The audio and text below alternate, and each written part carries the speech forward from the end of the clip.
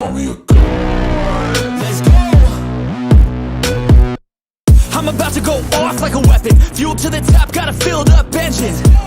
In my thoughts, obsession. I will not stop, no, I'm never second guessing. I got a God complex. Haters love to hate, but I never feel pressed. Got a lot on my plate, but I never get stressed. I'll take all the pressure like I'm acing this test. Tear it up like I'm Jason. I see the world like it's ready for the taking. I see this place like a game I'm playing. Straight to the bank to collect my payments. No negotiations, it's my way, I was born impatient. And like a damn Freemason, I'll run this nation. They call me a god. They call me a god. They call me a god. Alright guys, just doing a quick review for Ahsoka, episode 6. The reason why it's not a long review because I'm just kind of sick of bad storytelling, bad characters. It just made Sabine Wren even more unlikable in this episode, since she's the main focus. Yeah, to the point where even the villain, when Thrawn returns, he's basically questioning what she's just done, helping him come back. So that just shows how bad of a character she is. Definitely gonna make another video about her on my main channel because Jesus, she's basically the worst Star Wars character right now they've ever made.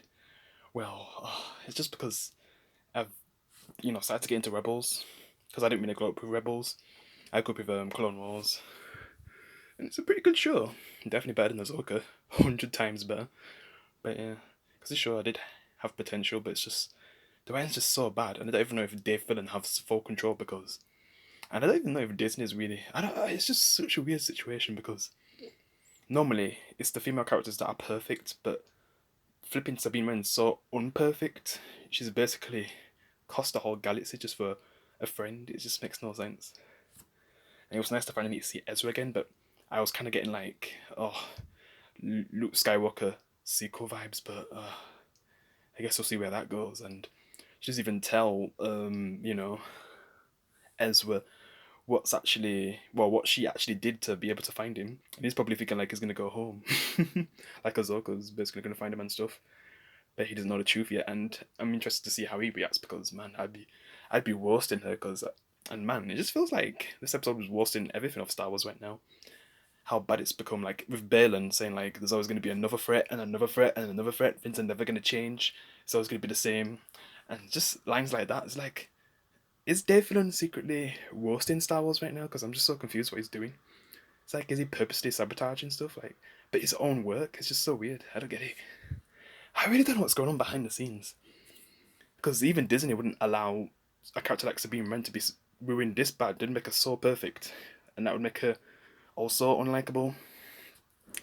But then there's hating a character, and then there's not caring about a character at all.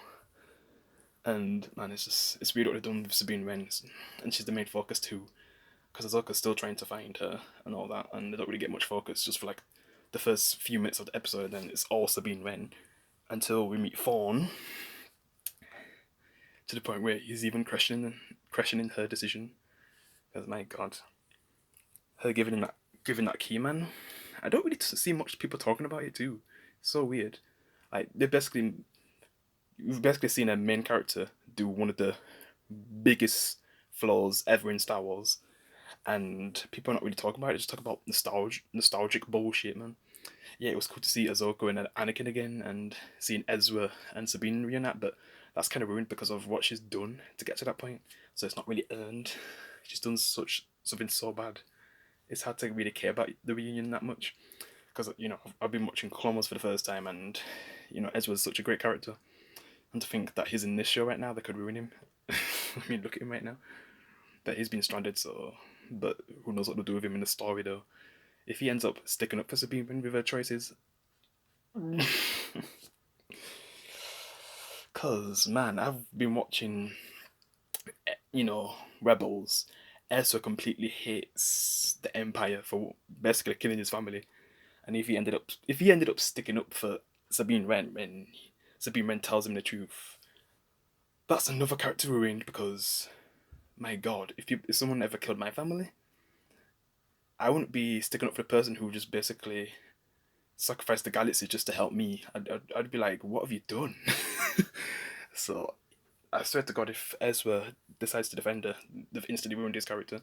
I'm already getting bad vibes anyway because of how he looks. He gave me Luke Skywalker sequel vibes with the look. Oh man, oh yeah, just because man, the stuff I grew up with. I mean, I care about story and characters so much as flipping the cartoon shows from the 2000s like Teen Titans, Justice League Unlimited, and the biggest example, the Clone Wars. What actually got me into Star Wars. I mean, I did watch the prequels with my cousin, but I actually became a fan from the Clone Wars TV show, and just to see how bad things have got since then. Because man, Dave Filoni was so creative with what he did.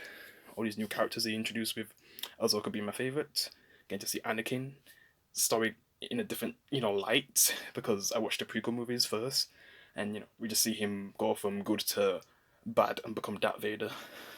And then, no, but we get more in depth with the transition with the Clone Wars, which I got to grow up with. Yeah. And it just looks how far things have fallen since then, where they've made Ahsoka so plain as a character. Not even want to know about her past because there's a scene in the episode where, the robot's gonna basically tell a story from her past and she doesn't even care about it.